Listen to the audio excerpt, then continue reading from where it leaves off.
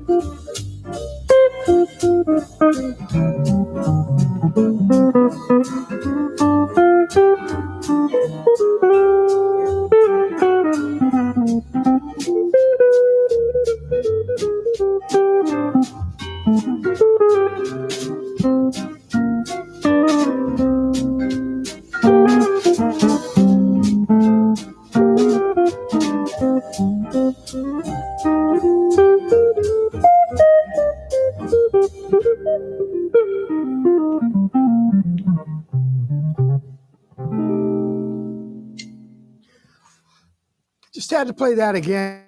Let me try one more time. Okay, I'm not seeing any of these chats. What's going on? Is anybody out there, for crying out loud? Oh, yes, here they are. Andre from Belgium. What time is it over there, Andre? And Armani. Jim Rolfe. Hello, Jim. And Danielle, thank you. Thank you for joining us. That's Gail Severson, who I'm related to, making those little comments there. Did Django play that song? Probably. It sounds like something he would do, huh?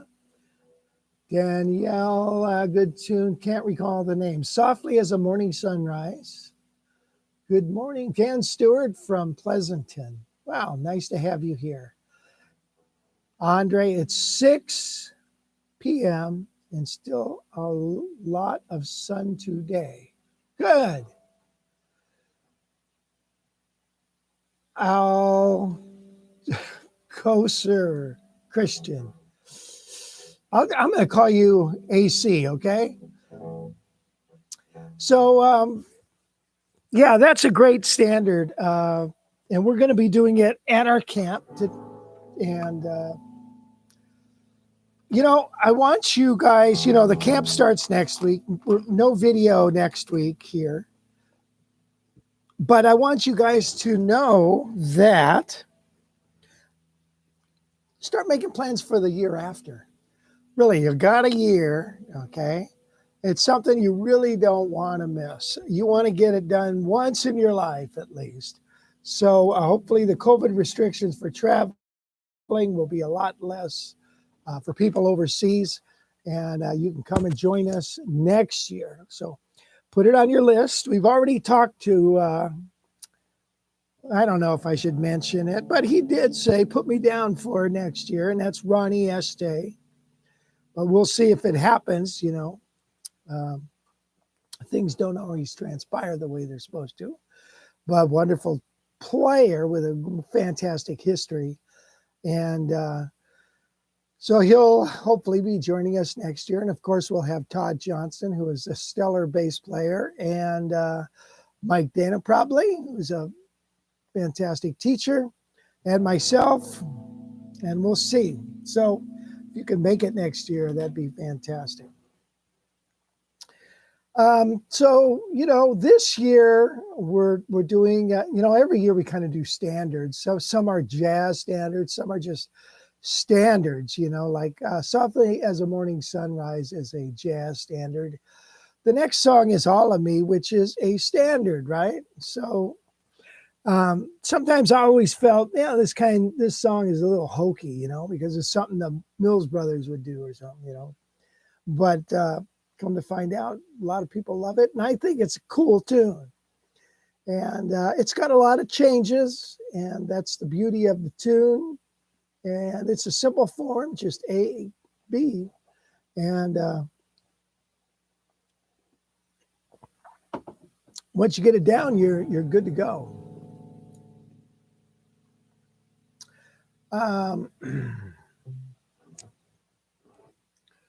Let's see. Good morning, Lewis Taylor and Kim. Hi, Kim again. Rich, you have monster chops. Thank you. Rich, pardon me, I didn't catch the name of the song. Softly as the Morning Sunrise. Gail will probably post up a link to that if you'd like to learn it. So monster chops. All right, so chops. When we talk about playing chops, you know, number one, you play as soft as you really can possibly do, for me anyways. Some guys dig in like crazy. And that's definitely the way to bring out the real best tone of your guitar, is to play as hard as you can. Doesn't that sound nice? Not. So, you know, you want to play softly.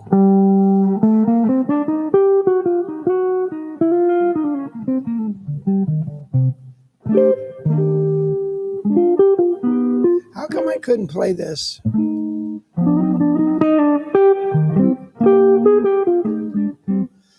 So, yeah, you want to play soft. That's number one. You want to use economy picking or sweep picking, whatever you call it. And then just keep working at it. So very important. I also use a lot of slurred picking. The slurred picking is, for instance, when I play a major scale, you're only playing it. Let me go to this camera. You can probably see it better.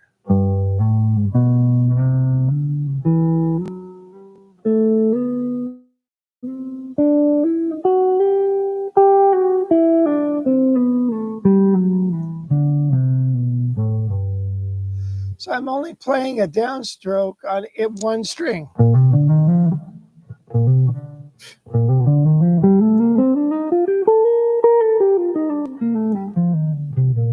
So tell me something. When a saxophone player plays, he uses one breath and plays a lot of notes. Okay, so he's not tonguing every note. He's not, you know, he's going slurring. So same thing on guitar. Now, if I was to pick every note, now that's alternate picking. If you take a look here, oops, this one.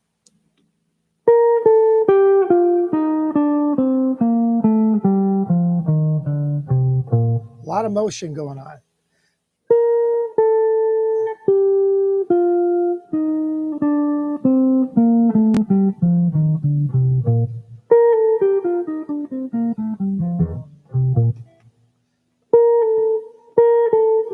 I've slurred so much that.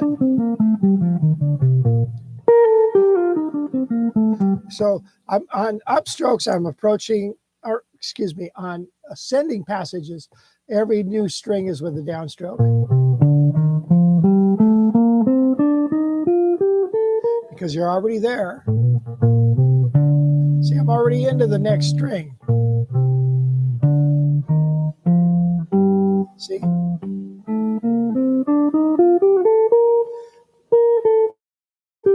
Likewise, playing it backwards. You do it like that. So let me solo over softly a minute.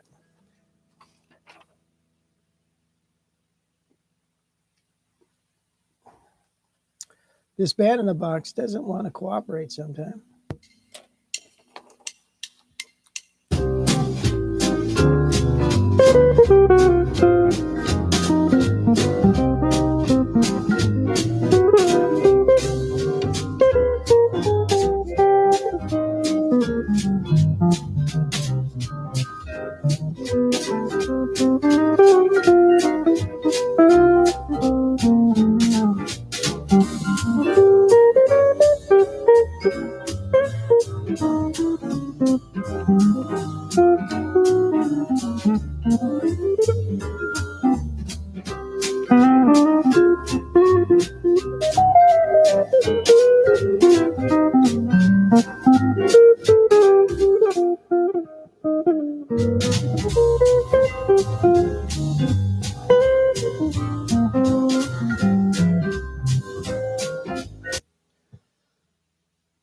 Does that kind of open up some possibilities for you? Way to kind of do it. So it takes practice like anything else.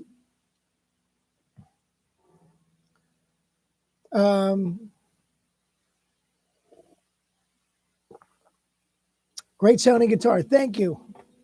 It is. It's for sale, by the way. I don't know why nobody's bought it yet, because it's a rare bird having these cloud inlays. I have my own that was made for me, and I suppose I should keep that. This one has been refretted, and the frets are just in great shape. Anyway, so if you're interested, this is a 575 custom, which means it's an ebony fretboard bound on the neck and the headstock. That's about it. So anyway, beautiful guitar. You want to check out the back of this and the sides.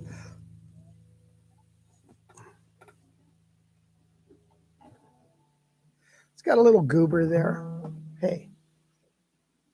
But that's the way it is. This is just in the wood, this little spot here. I don't know. It's not a pick thing. Anyway, there it is. Okay, so we were talking about All of Me, and that's a wonderful tune. And it's going to be, like I said, in our lineup for the camp. We use songs to illustrate jazz ideas. We never used to do that, and then we discovered, that's the best way to do it, because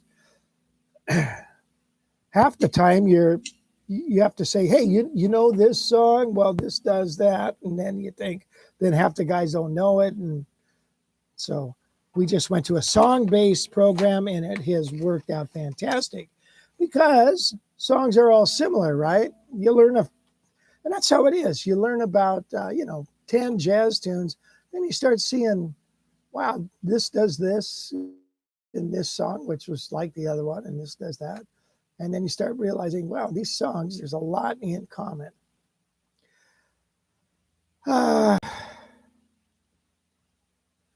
Oh, seed licks, yeah. I call them seed licks, shape licks. Or maybe it was seed licks. I forget. You have one of the best techniques I've seen. You use very light movement with no wasted. Yes, thank you. Well, if you've been heavy-handed, I know that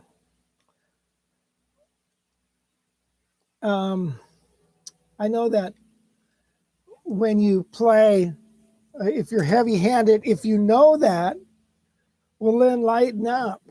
I put my strings down really low on the fretboard, and Joe Pass did the same thing. And so if you don't play light, you're going to get, it's going to sound like that, which is no good ski. All right, here's All of Me, kind of a fun tune. Take it away, band.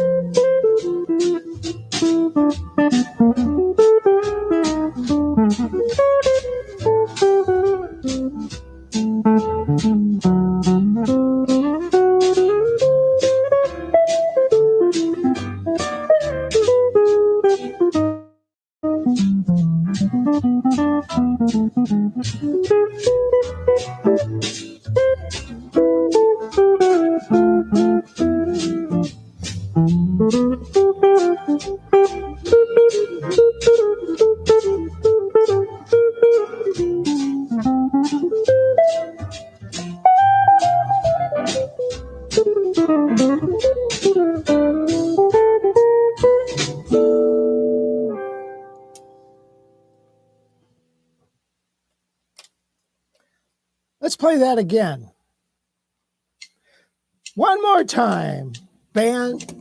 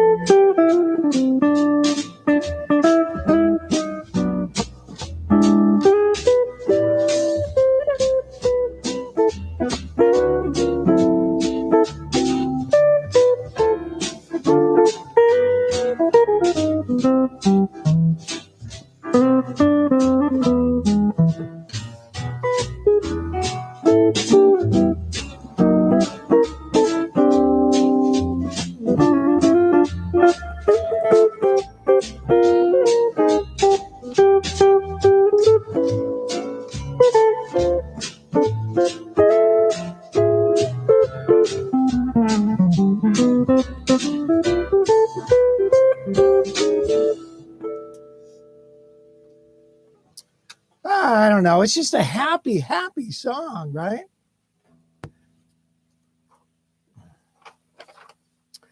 Okay. Play Wave. All of Me, it had to be probably the most popular standings in a wedding.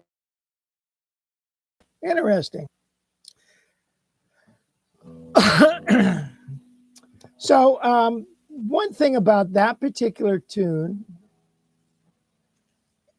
you know, the changes C, then the E, then the A, and then the D minor. It's almost like rhythm changes, except really extended. And the beauty of it is you've got two measures on each chord change.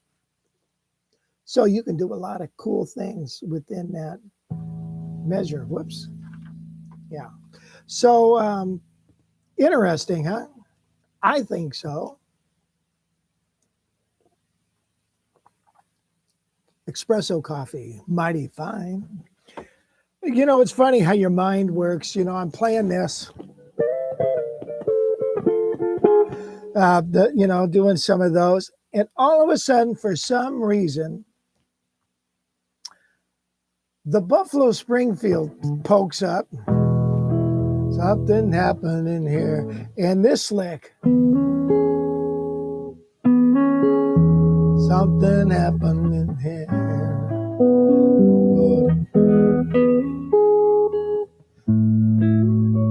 And I'm like, what the hell? Where'd that come from? And that happens all the time. Your past experiences bubble up, and then it's like, what? And then, why did I think that? Don't think that, because I can't pull it off at the moment. So what am I doing? The mind is a terrible thing. So anyway, let's play. What do we have on the agenda here? Oh, Jazz Lick number 3 from the Jazz Licks 1 through 16 series that I have. Number 3 we did last night. I'm going to show it to you again, but then we're going to learn it in a different shape. Very important that you do that. So the lick that we played last night was this. It was over a C minor, or G minor. And we went. So A to B flat, and then A to G. Right away, those with that big interval, it sets off the tone or the nuance of the lick. Then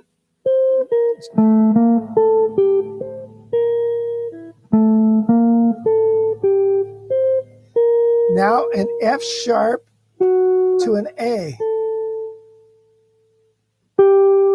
So when I do F sharp to A, I'm giving reference to a D7, the 5 of G minor.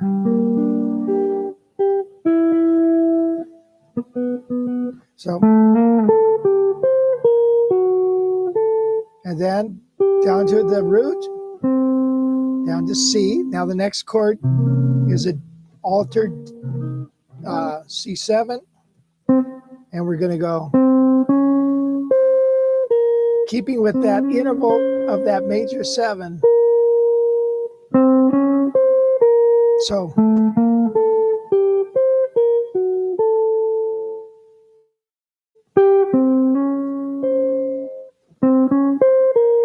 then we're going to play that up 4 frets, the diminished effect. And it ends on the F.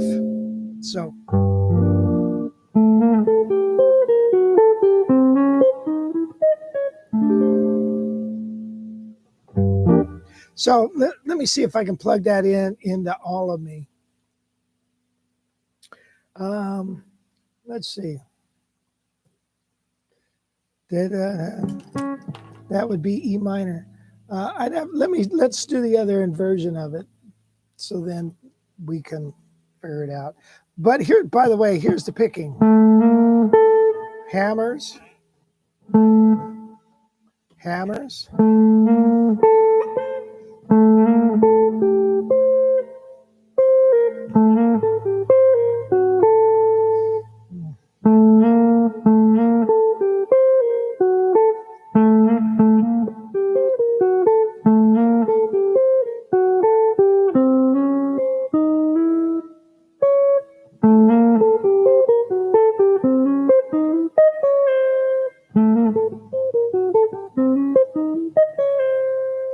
All right, now let's learn it in another shape. So that was G minor, C to F. Now let's learn it as D minor, G altered to C. So if you look at this, it starts on the 9th, all right, and goes up to the 3rd. So we'll start here on the 9th of D. And then we're going up a major 7.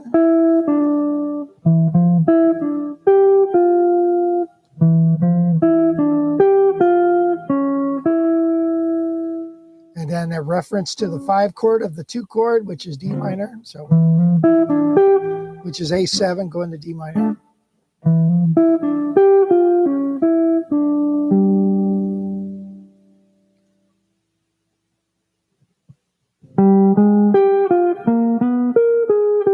So,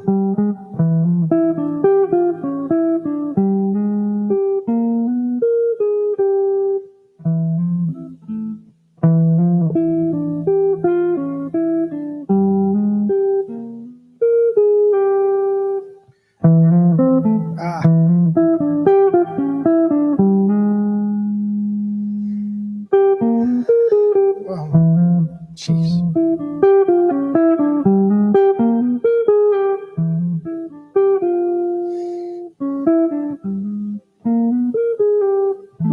So in all of me,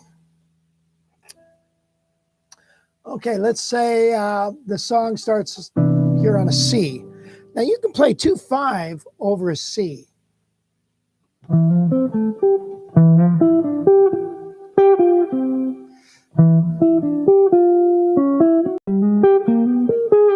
Let's see if that'll work over the C chord. But I know it'll work over the A7 to D minor. So we could go E minor, A7, D minor. So let's see if we can make it work.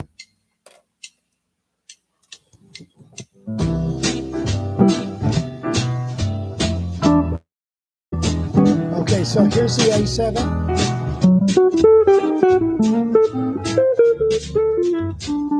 Woo! Did you hear it? Here's another A minor.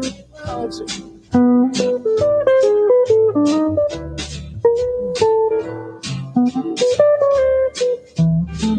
I could have used it there, but listen. Let me start all over. I'm going to use it on a C chord.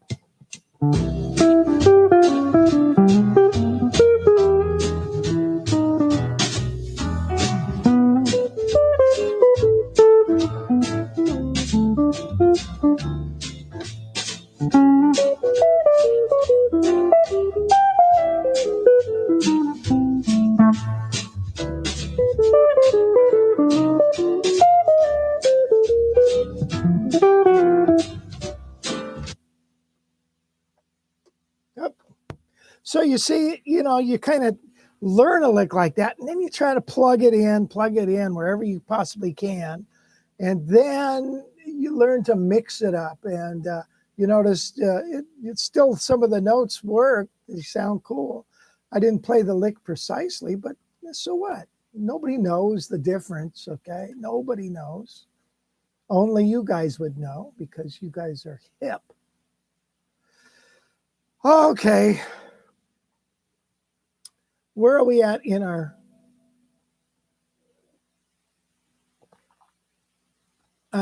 Jay? I really like the sound of those licks you call. Oh yeah, we already talked about that. Thank you. Play Tom Joe Beam. Play Tom. Okay. Show us a seed lick too.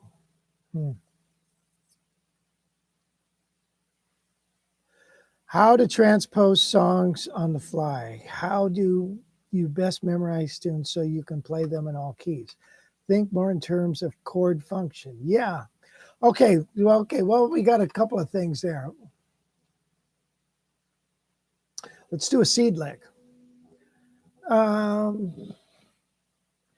Okay. There's what is this? Okay, seed lick, salt lick. What about this? So it's a shape. It's more of a shape lick. So it's A minor or D7.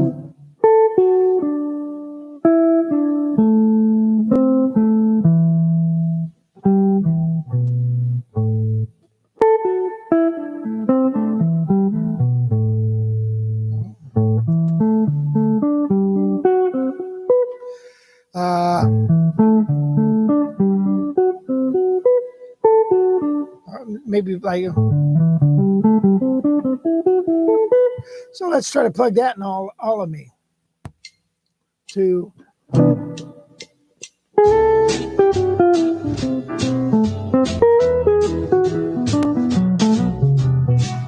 Woo! Did you hear it for E7?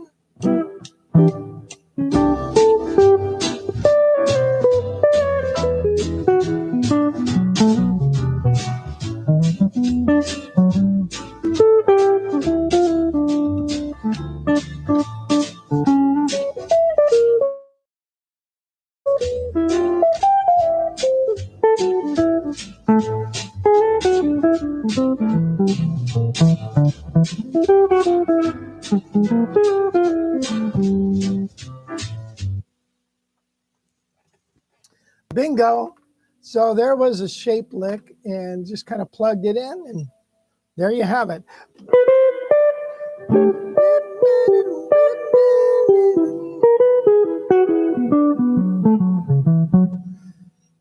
Right? It's a shape lick.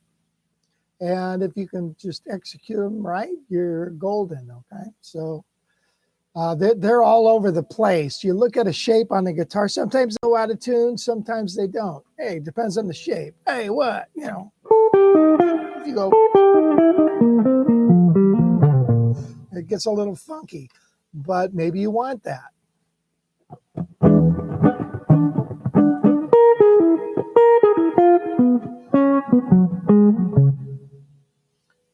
Are you hearing that kind of bizarre stuff? How to transpose on the fly. Okay, so on a fly, it's really tiny, man. It's tiny fly. Get a horse fly, it's easier. So basically, look at you when you learn a tune, it's also really nice to learn it within the key with the numbers. So all depends on how you approach secondary dominance. So if we're going to analyze all of me, we have a 1 chord. And then we have an E7. Now, what do you call that E7? Do you call that the 3 chord dominant? Then it goes to the 6 chord dominant?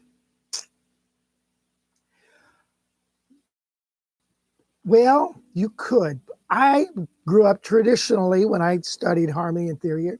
They would call that 5 of 2. So the 2 chord is D. The 5 chord of D is A. The 5 of 2 is E.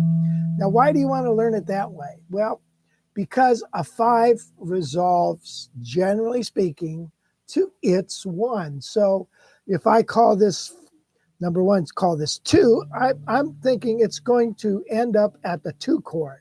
So I kind of use a combination of both. You call it 3 dominant, but with the understanding that, hey, this is going to, it's actually 5 of 2, 5 of 2.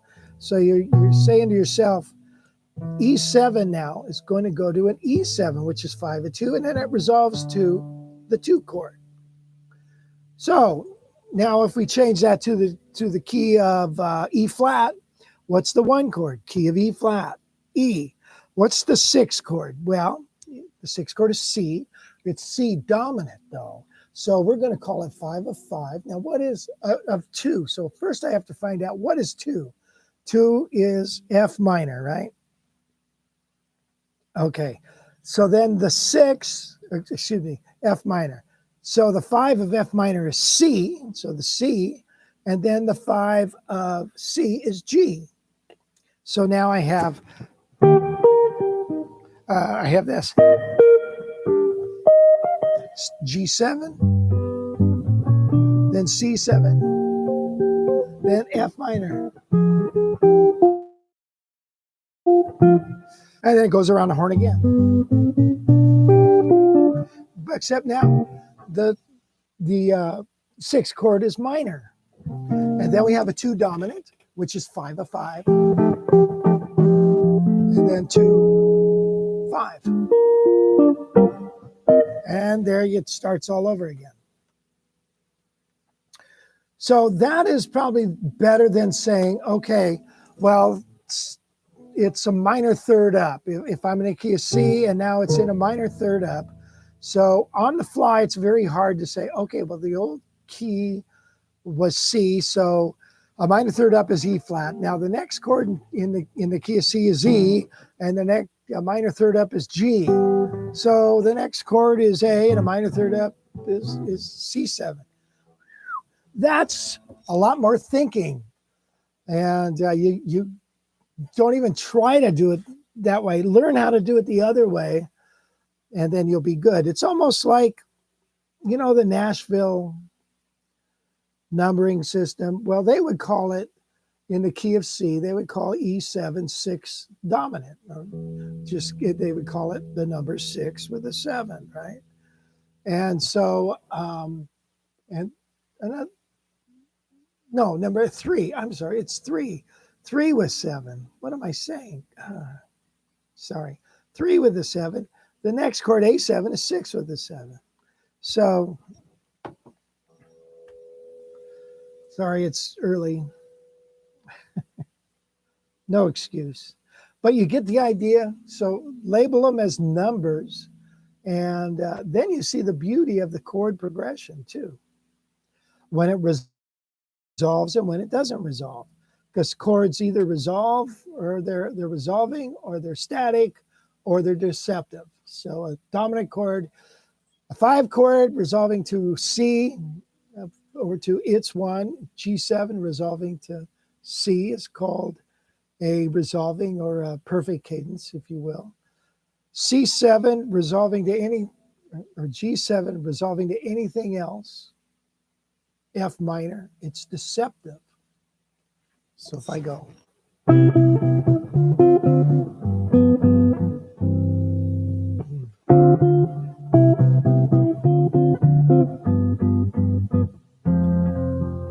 That's deceptive. Static is blues.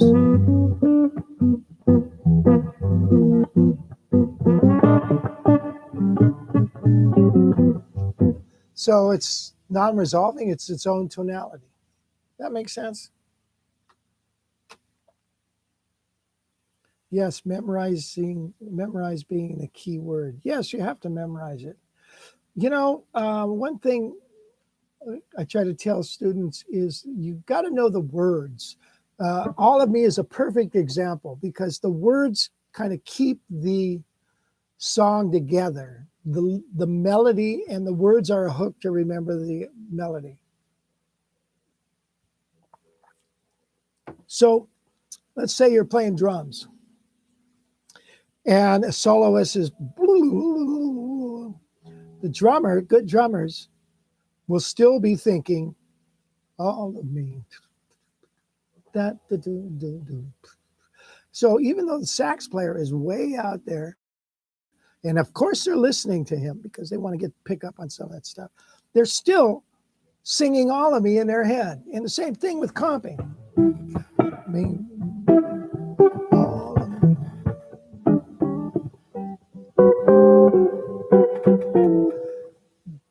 That's what's keeping everything together. So you want to Want to think about that. Try to always learn the words.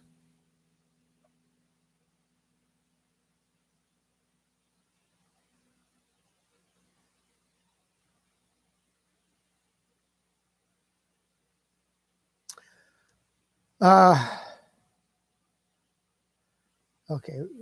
What are a couple of the greatest guitar players got to see live? Well, I got to see Joe Pass. I got to see Howard Roberts. I got to see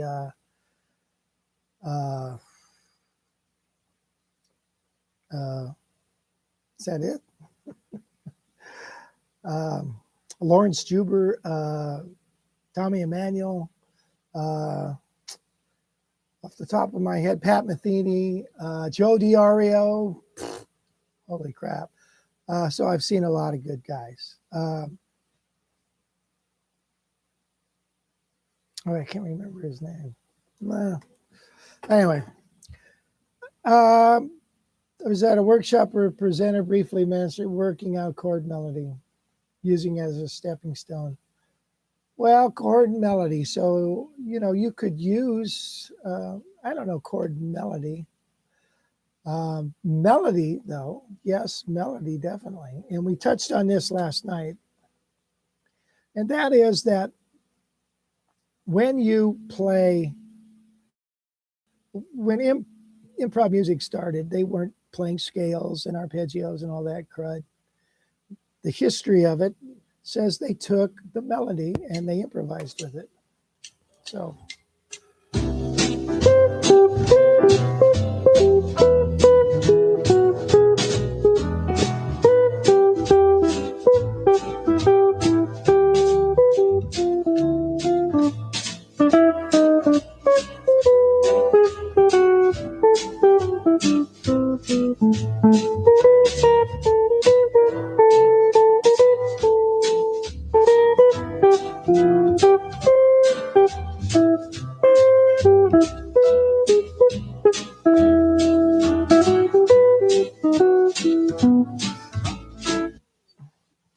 That's not a big melody, but if you took a song in which, we talked about Fly Me to the Moon, using that as a melody. Now, I will say this about comping. Learning a chord melody, we could comp the song like this to, let's say I'm just comping, okay?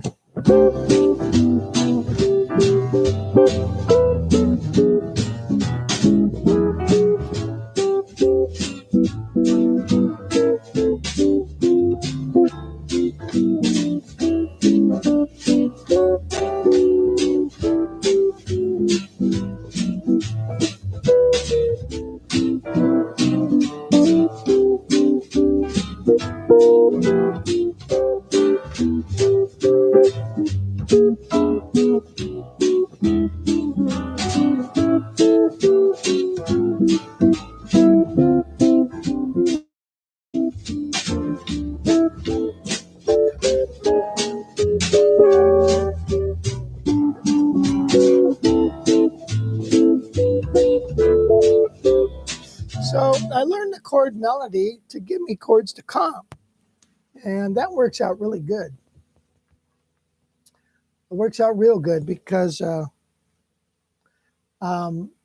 you're hinting at the melody always. So we're in touch with the song. We haven't taken a complete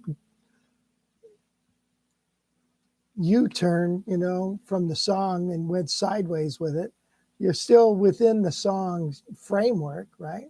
And you're reiterating and referencing the melody, and that's always really important, helpful to the solos and everybody in the band. Okay. As far as a chord melody for melody notes, for improv, it would be like...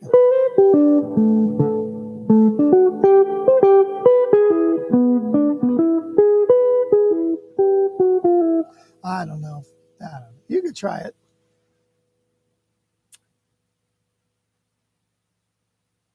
Yes, using the melody for improv last night. There are 3 kinds of people: those who know math and those who don't. I like that. Now that's Humor. Thank you. Thank you, you guys. I suppose it's supposed to be 3 types of guitar players. Your guitar has way more chords than mine. Okay, where are we at here? I guess we're at the end there. So no lesson next week because we're going to be at workshop, and I want you to really think hard about coming to workshop because okay, what I wanted to touch on, wow, we've got a lot of stuff here that we didn't get to today, and so we will in a couple of weeks. One of them is, well, since we're talking about playing with the melody, what is the difference, you might ask yourself, is between playing fingerstyle and playing chord melody? All right, fingerstyle basically means we cover the bass. Now, if we take a tune like Fly Me to the Moon, I'm going to use that as a reference once again.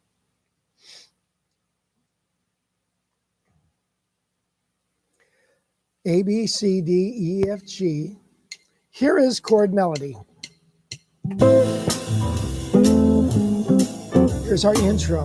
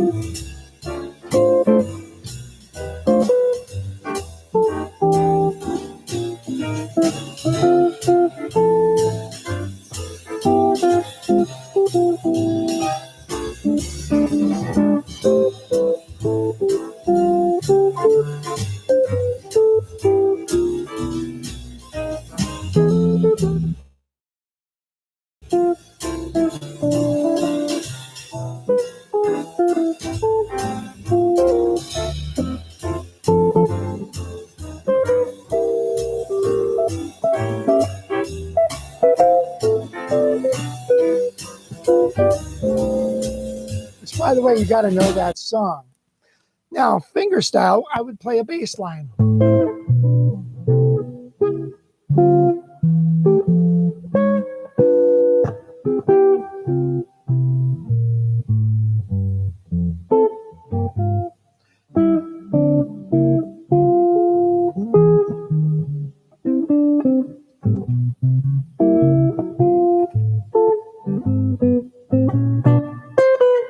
All right, let me play that a little better instead of pussyfooting around.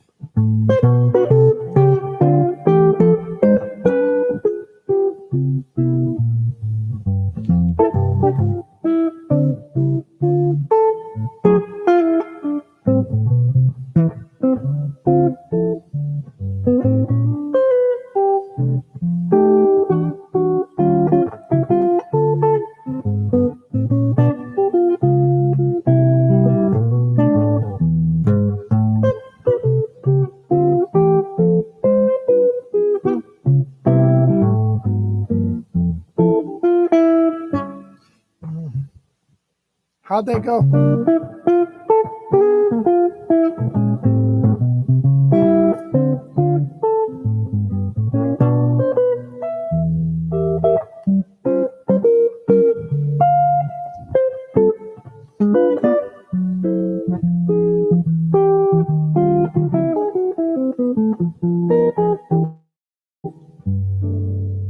Something like that. So that's the difference. One, you concentrate on the bass line. The other one, you just play the melody with chords and bada boom, bada bing. You're done deal. So when was the last time you heard the phrase, let's stop pussyfooting around? What does that mean? Ay, ay, ay. Can you do a live stream from the workshop to give an impression how it is like for those who can't attend? No.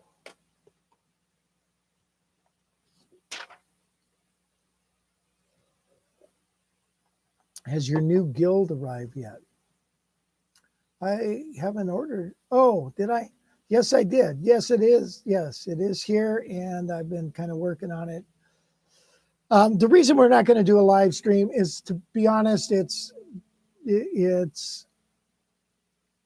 like,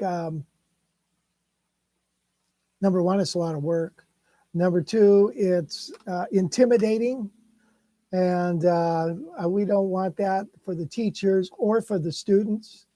And so the answer is we're not going to do that. Now, we are going to, my son is going to bring all my cameras over, and we're going to film the concert at the end of the camp on Thursday evening.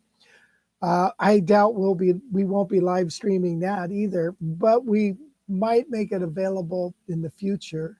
It's going to be available to the attendees, and but it's going to be semi-professionally done, so there's going to be a charge for it. So because it's expensive, and so there you have it. So yeah, no live stream from there. It's a little, it's intimidating to sit here in front of a camera, okay, and have one in your room. I don't like it. Okay. So because I say things that I don't want people to hear. All right. So what kind of amp do you prefer playing? Well, Fred, you're new here, I'm sure, because this is it. The Quilter Micro Pro 200 8-inch speaker. This thing will blast you out of any room just about. Even though it's 8-inch, it's a high def speaker with a huge dispersion pattern. It goes like this instead of like this. So it's a beautiful amp, and I get them for all my students.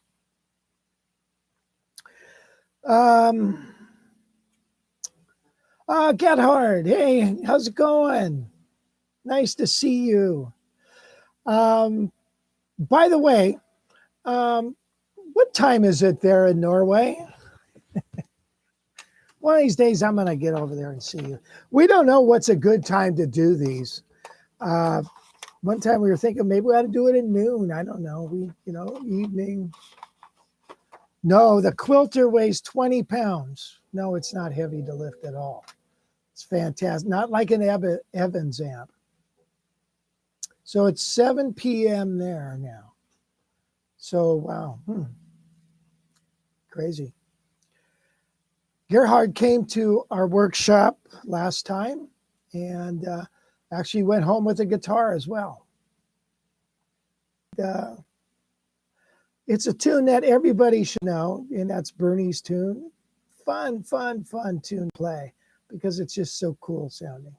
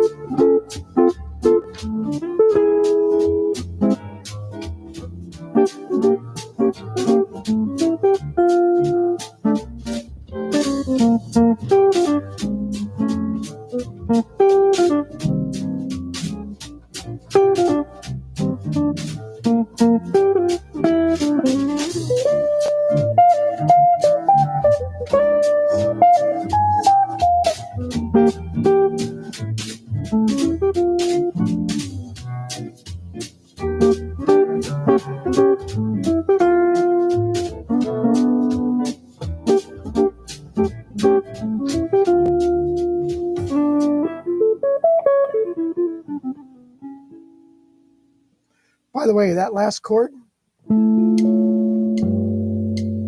sound, huh? Okay, well, gosh, thanks, guys, for joining me today. I really appreciate it. I really do. I think we got everybody. I have a polytone from Norway. Yes, I am Norwegian. That's right, Gail. You know that. Can we come visit you? And yes, go ahead. Since Rich got his first quilter about 10. Oh, Gail said that. Yes, quilter price. It's on, well, it's not on our website. Okay, I'll tell you. It is for our students, $859. They're normally $1,000. But just for our students, got to make sure you're a student, okay? Because it's not for the general public. And don't, for any means, go to some quilter dealer and say, well, Rich said he can sell it for that, you know. So don't be doing that. You're going to ruin it for everybody if you do that kind of crap. So anyway, again, I want to thank you for coming here. We'll see you in a couple of weeks after camp. And I wish you guys were there. Please make your plans for next year.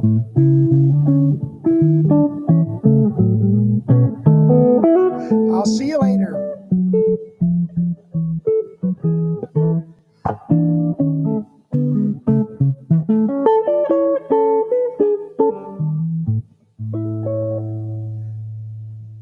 Okay, where's my fade button?